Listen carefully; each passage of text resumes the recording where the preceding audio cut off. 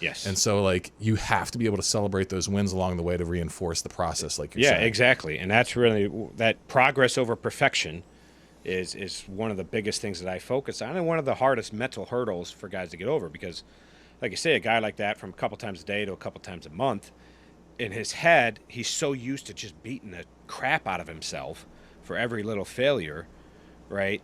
And that it creates more failures. And so if you can shift your mindset to where you're celebrating those victories and that progress, yeah, again, progress over perfection, we acknowledge that and build on that and use that as a step forward versus a step back. The old adage, 2 steps forward, 1 step back, you're still moving forward, right?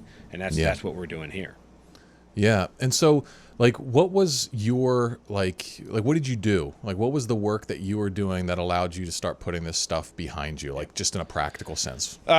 So, yeah, I always think there's 3 elements to it, and I've kind of curriculumized, if that makes sense, this now. But I kind of, in hindsight, I recognize what I was doing, right? And so the 3 things that I focus on in my coaching, and what helped me was help, habits, and heart. I mean, it's easy as the 3 H's, right?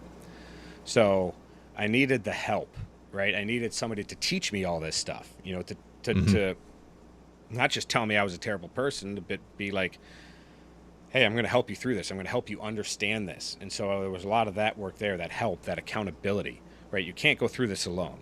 So for me, it was having that guy by my side that I could be accountable to, could check in with, could teach me things, guide me. The second is habits, which I know we've said all along, this isn't just a bad habit, it's deeper than that, but there are still boundaries and practical, logistical barriers that we have to set up to protect ourselves, right? Sure. So I had to understand where my triggers were. I had to understand what my most vulnerable times were. A lot of guys are very ritualistic with their porn addiction, right? It's the same time of day, Mm-hmm. same scenario, whatever. So I had to build different routines. Like for me, it was a lot of times it was late at night. My wife and kids were in bed.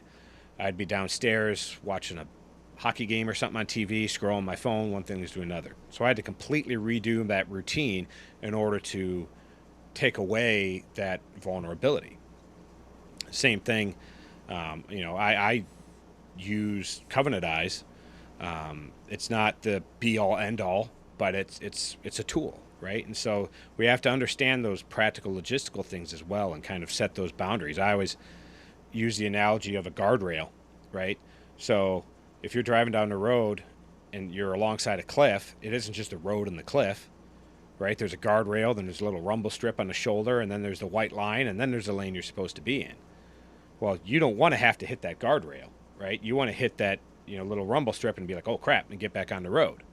And so we kind of have to set those type of barriers up in our lives to protect ourselves too. That multi-level Mm-hmm. barrier, boundary, whatever it is that we have to set up. So there was a lot of that too. And a lot of that in turn helped rebuild trust with my wife, right? Was Mm-hmm. knowing that those safeguards were in place. And the last thing was the heart, was all that emotional stuff. So he helped me go back and understand where these wounds came from, right? Where there's singular events that happened in my life. I talk about that rejection from a girl when I was in high school. That was a singular event.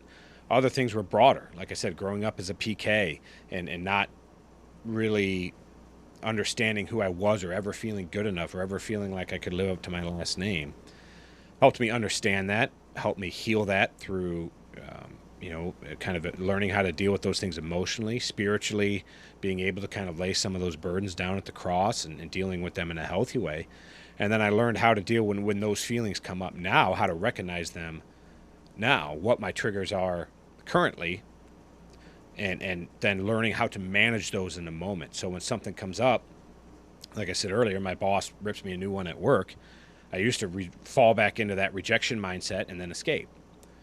Well, now I learned how to deal with that, how to recognize what was happening in the moment. And instead of having that knee-jerk emotional reaction to a trigger, I could slow that down and learn to have a rational response and not let my emotions, not let my fears and anxieties steer the ship, and be able to deal with those in the moment. And that made all the difference, right?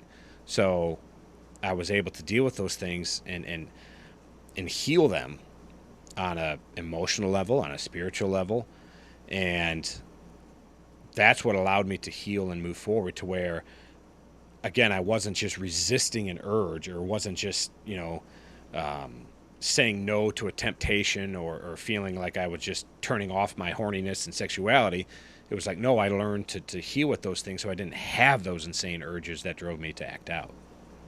Yeah. Yeah. I mean, I think it's very similar. There's a bunch of different modalities for how to approach this, but like in general, it's like what you're saying. It's like, yeah, there's a certain amount of work that needs to be done just specifically on the porn habit, right? Like, understand your triggers, set up your guardrails. Like, I use the porn filter as a speed bump. Right. Like, you don't want to be able to just do it on autopilot, right? Like, Right. so yeah, set that stuff up.